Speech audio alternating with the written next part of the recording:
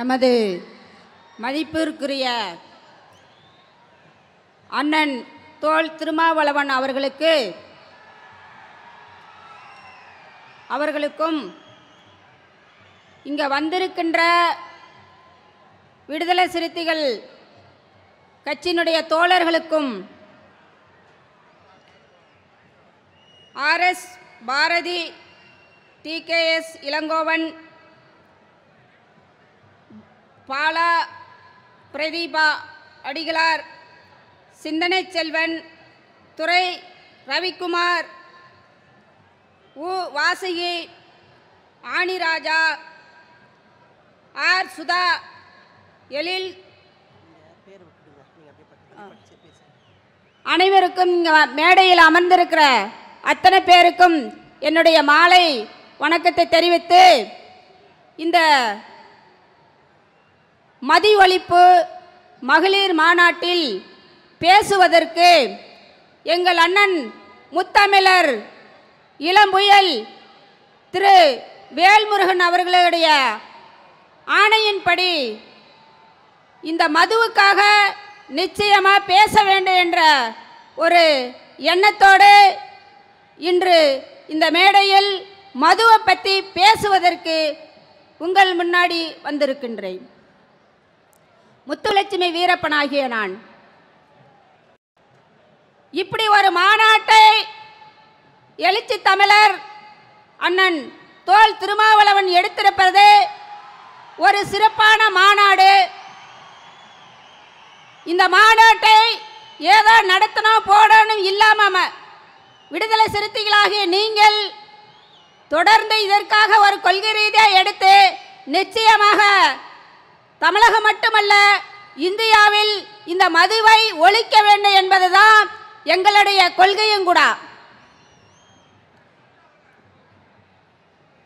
இன்றைக்கு படிக்கின்ற இளைஞர்கள் பள்ளிக்கு செல்லும் காலத்தில் மதுக்கடையில் போய் நின்று கொண்டு மதுவை அருந்த வேண்டிய சூழலுக்கு தள்ளப்பட்டு இருக்கிறது இன்றைக்கு இளைஞர்களுடைய சமூகம்.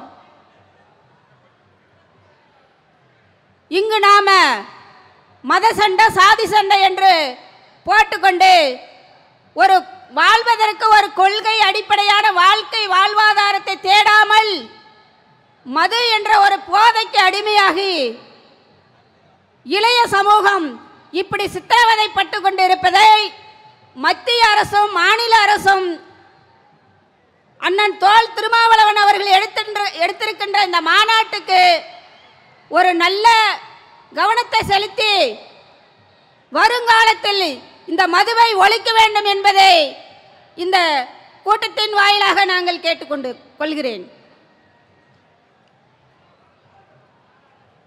என் கணவர் காட்டில் இருந்தாலும் கூட ஒரு பீடி சிகரெட்டு மதுவுக்கு அடிமையாகாமல் இருந்ததால் தான் 36 வருஷம் காட்டிலே காவல்துறைக்கு கண்ணில் விரலை விட்டு ஆட்டிக் கொண்டிருந்தார். அதுபோல தமிழகத்தில் இருக்கின்ற இளைஞர்கள் நீங்கள் படிக்க வேண்டும், நல்ல வேலைக்கு செல்ல வேண்டும். மதுவை முதல்ல குடிப்பதை நீங்கள் நிறுத்துங்கள். நிச்சயமா சாராயம் காசுவதை நிறுத்துவார்கள். இளைஞர்களாகி நீங்கள் குடிப்பதை நிறுத்துங்கள், அப்போதுதான் காசுவதை நிறுத்துவார்கள். இதை தமிழக அரசு கூடிய விரைவில் கவனத்தில் எடுத்து அடுத்த சமூகம் அடுத்த சந்ததிகள் இங்க நிம்மதியாக வாழ வேண்டும் என்றால் முதல்ல போதையை ஒழிக்க வேண்டும். இதுக்கு முன்னாடி எத்தனையோ அரசியல் கட்சிகள் வந்து கையில் எடுத்து போராடினார்கள். ஆனால் அது இதுவரைக்கும் முழுமை பெறவில்லை. இன்னும் நடந்து கொண்டே தான் இருக்கிறது. அரசும் அதன் மீது கவனம் செலுத்தவில்லை. குடிக்க அடிமையானவர்கள் உங்களையும் திருத்த முடியவில்லை. இன்னைக்கு இத்தனை பெண்கள் வந்திருக்கிறார்கள்.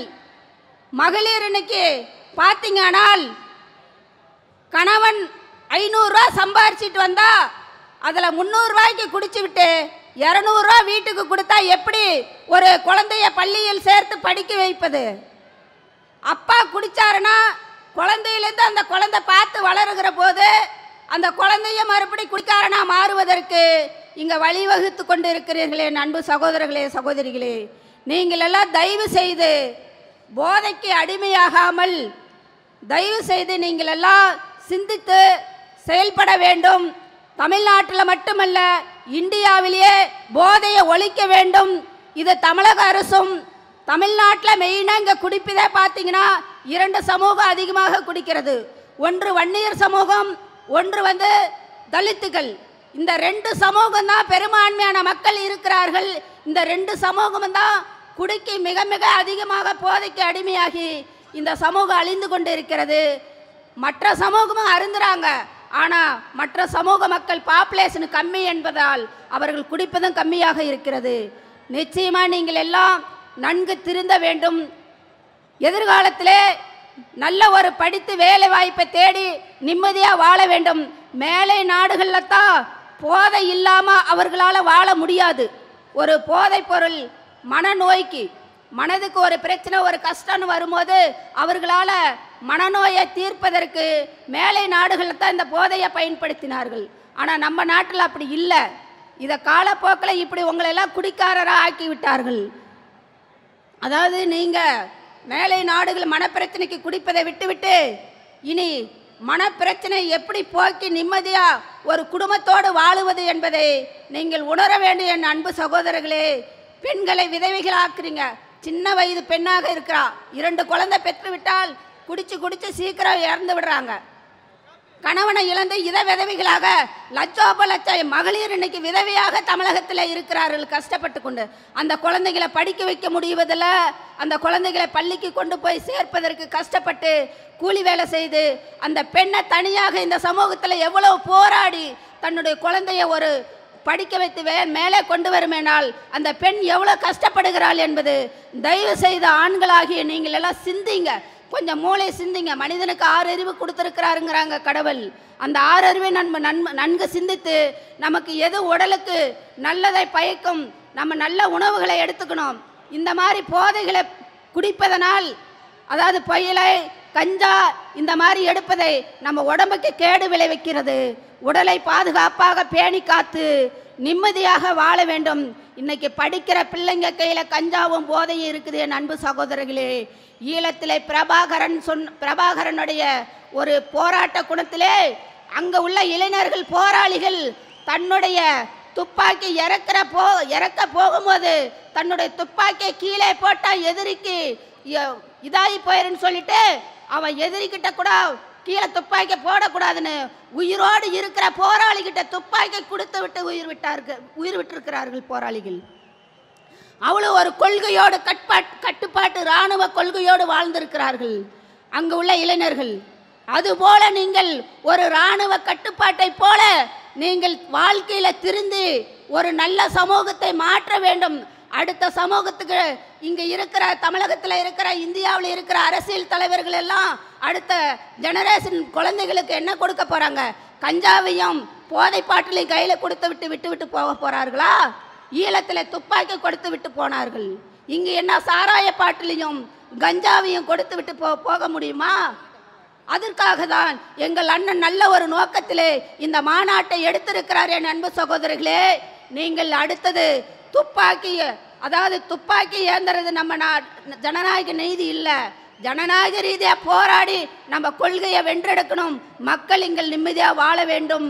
அந்த நோக்கத்தோடு வந்திருக்கிற அனைத்து என் அன்பு சகோதரர்களும் சகோதரிகளும் பெண்களுடைய உணர்வை மதித்து நீங்கள் எல்லாம் சாராயம் குடிப்பதை ஒழிப்பதற்கு நீங்களும் கொஞ்சம் முயற்சி எடுத்து, அரசு முயற்சி, மத்திய அரசும் மாநில அரசும் முயற்சி எடுத்து அண்ணன் எடுத்திருக்கிற இந்த மாநாட்டுக்கு ஒரு நல்ல ஒரு முக்கியத்துவத்தை கொடுத்து அவருடைய வார்த்தைகளுக்கு அரசு கவனம் செலுத்தி இதை நாளடைவில் குறைத்து கொண்டு வர வேண்டும் என்று இந்த நல்ல நேரத்தில் எங்கள் அண்ணன் முத்தமிழர் வேல்முருகன் அவர்களுடைய ஆணைக்கிணங்க இந்த வாழ்வுரிமை கட்சியை நிறுவி அவரும் இன்னைக்கு மக்களுக்காக பல்வேறு பிரச்சனைகளை கையில் எடுத்து போராடி கொண்டு இருக்கிறார் முத்தமிழர் வேல்முருகன். அவருக்கும் இந்த நேரத்திலே வணக்கத்தை சொல்லி நன்றி சொல்லி நான் விடைபெறுகிறேன். நன்றி, வணக்கம்.